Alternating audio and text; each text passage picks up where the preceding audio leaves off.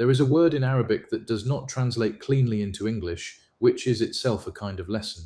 The word is sidq. It means truthfulness, but it carries more than that. It means the alignment between what is inside and what is expressed outside, between intention and action, between what you present yourself to be and what you actually are. It is not just honesty as a policy, it is integrity as a state of being. I first encountered SideEQ not in a classroom, but in the way it operated in practice, in the Gulf, in business relationships that were built slowly and held tightly.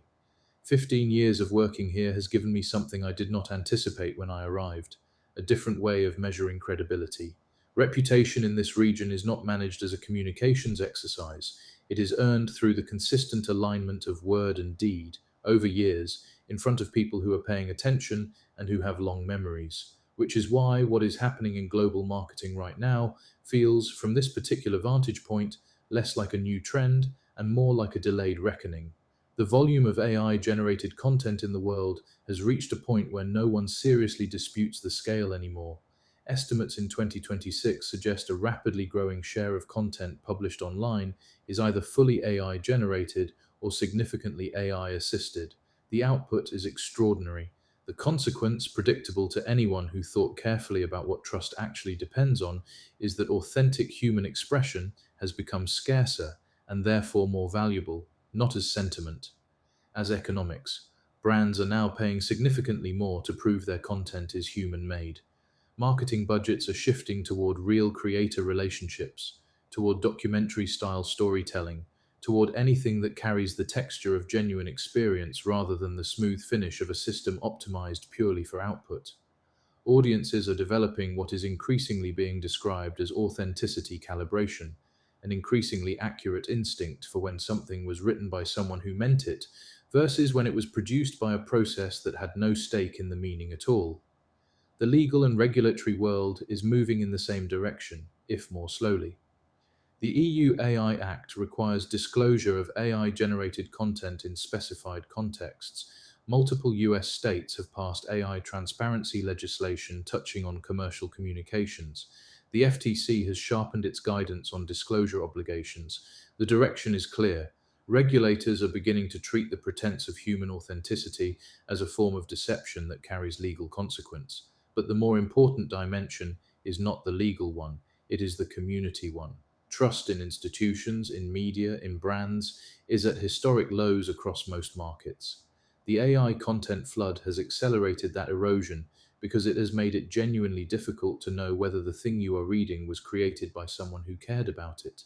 And in that environment, the communicators and brands and communities that insist on SIDQ, on the visible alignment between what they are and what they put into the world, are not just making an ethical choice, they are making a strategically correct one.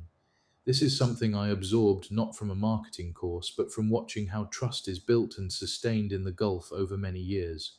Contracts matter here, but the relationship before the contract matters more.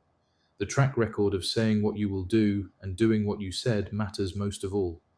In a business culture where reputation is genuinely understood as a generational asset, not a quarterly metric, the global conversation about authenticity does not feel like a new idea. It feels like the rest of the world catching up to something that communities here never stopped knowing. The authenticity tax is real.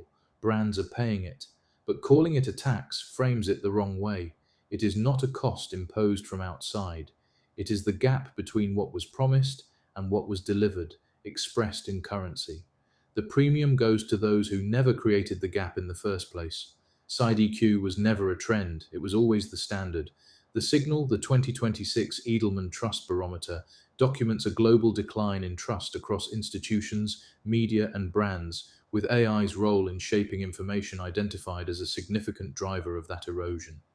Consumer skepticism toward AI-generated content is rising across every market surveyed.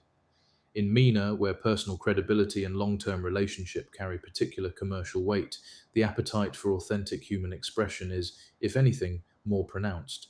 The demand for authenticity is not a niche preference, it is the direction of travel. The question, if your audience could see the gap between what your brand claims to value and what your content actually reflects, would they find side EQ or would they find a very polished simulation of it? Sources and further reading: Edelman Trust Barometer 2026, Trust in Peril, edelman.com, Trust 2026, Trust Barometer, EU Artificial Intelligence Act, Transparency and Disclosure, Obligations FTC Guidance on AI Generated Content and Commercial Disclosure 2025. Marketing Dive 9 Marketing Predictions for 2026 as AI Fuels Polarity Stanford, AI Index 2026, Content Authenticity and Provenance Trends.